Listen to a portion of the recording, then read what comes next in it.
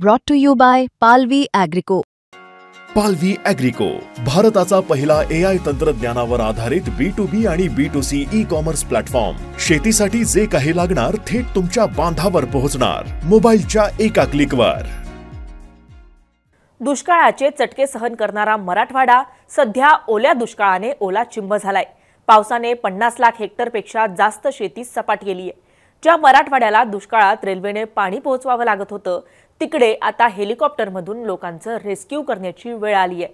मराठवाड्यासह पश्चिम महाराष्ट्रातलं सोलापूर ते अगदी माण, खटाव अशा कायम अवर्षणाच्या छायेत असणाऱ्या 8 जिल्ह्यांना अतिवृष्टीने विळखा घातला. मात्र असं नेमकं काय घडलं की इतक्या वर्षांनंतर आज मराठवाड्यात ओला दुष्काळ जाहीर करायची मागणी करायची वेळ आली आहे. मराठवाड्यात शेकडो घरांची पडझड झाली आहे. घरं, जनावरं, शेतं होतं न होतं सगळं काही वाहून गेलंय. पण अचानक इतका पाऊस येण्यामागे नेमकी कारणं काय आहेत?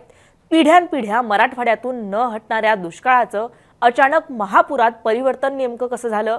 सोप्या भाषेत समजून घेऊयात या व्हिडिओच्या माध्यमातून. नमस्कार, मी छाया आणि आपण पाहताय मुंबई तक. यंदा मान्सून मे महिन्यातच महाराष्ट्रात दाखल झाला. मान्सूनने सुरुवातीच्या टप्प्यात चांगला प्रतिसाद दिला.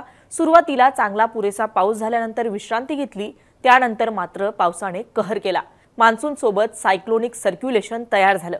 यामुळे मराठवाडा आणि विदर्भात मुसळधार पाऊस झाला.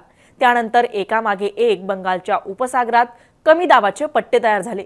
1-2 नाही तर तब्बल 16 ते 18 वेळा ही स्थिती निर्माण झाली. बंगालच्या उपसागरात आणि अरबी समुद्रात तयार झालेल्या या कमी दाबाच्या पट्ट्याचा परिणाम मध्य महाराष्ट्र आणि मराठवाड्यावर झाला, असं हवामान विभागाकडून सांगण्यात आलंय. तर अभ्यासकांचं म्हणणं आहे की कमी वेळात जास्त पाऊस पडण्याला वाढणारं कार्बन उत्सर्जन आणि ग्लोबल वॉर्मिंग कारणीभूत आहे. याचबरोबर या परिस्थितीला तिथली भौगोलिक स्थितीही कारणीभूत आहे. मराठवाड्यात आणि मध्य महाराष्ट्रात जमिनीमध्ये पाण्याचा निचरा होण्याचं प्रमाण कोकणासारख्या प्रदेशांच्या तुलनेत कमी आहे. तर पर्यावरण अभ्यासक अतुल देऊळगावकर म्हणतात की मान्सून परत जाण्याच्या या काळात जमिनीची पाणी शोषून घेण्याची क्षमता संपलेली असते. त्यात सध्या मराठवाड्यात आणि मध्य महाराष्ट्रात जो काही पाऊस पडलाय त्याची तीव्रता खूप जास्त होती आणि म्हणून ते पाणी जमिनीत न मुरल्यामुळे पूर परिस्थिती निर्माण झाली. देऊळगावकर पुढे हेही म्हणाले की मराठवाड्यात धरणाची दारच वेळेवर उघडली जात नाहीत, कारण तसा सरावच नाहीये. वैजापूरला दारं अक्षरशः गंजून गेली आहेत, त्यामुळे तीच पाण्यात वाहून गेली.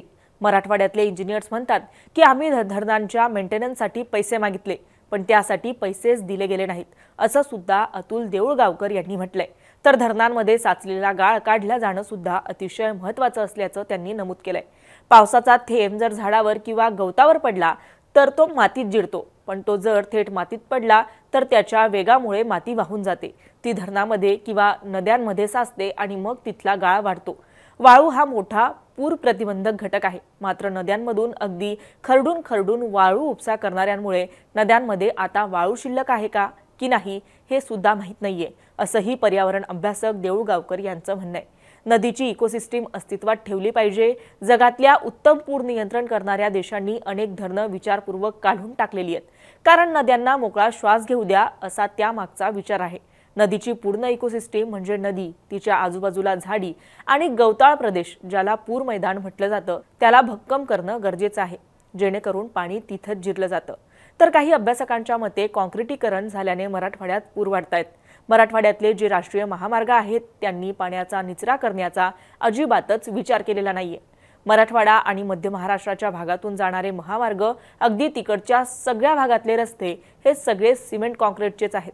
त्यामुळे सुद्धा ही स्थिती उद्भवल्याचं काही अभ्यासक सांगतात. तर पूर स्थितीच्या नियोजनाचं उत्तम उदाहरण घ्यायचं झालं तर ऑगस्टमध्ये जपानच्या टोकियोमध्ये आलेल्या पुरामुळे सगळीकडे पाणी गेलं, अगदी बोगद्यातही गेलं, वाहतूक ठप्प झाली. पण तिथे मात्र एकही मृत्यू झाला नाही आणि 6 तासानंतर सगळं काही पुन्हा सुरळीत सुरू झालं. आपल्याकडे मात्र पूर आला आणि बळी गेला नाही असं खूप कमी वेळा होतं. पाऊस वाढलाय म्हणून पूर वाढत नाही, तर नदीच्या पात्रात अनधिकृत बांधकाम, रस्ते आणि रूळ करताना पाण्याचा निचरा करण्याचा विचार न करणं आणि डोंगराळ भागातून वृक्षतोड करणं, याचबरोबर मराठवाड्यातली खडकाळ जमीन, या सगळ्या कारणांमुळे ही परिस्थिती उद्भवली असल्याचं पर्यावरण अभ्यासक म्हणतात. एकंदरीत तुम्हाला या सगळ्या विषयाबद्दल काय वाटतं? तुमची मतं काय आहेत? आम्हाला कमेंट करून नक्की कळवा. आणि मुंबई तकला जर आपण नवीन असाल तर मुंबई तक चॅनलला सबस्क्राईब करायला विसरू नका. हा व्हिडिओ पाहिल्याबद्दल धन्यवाद.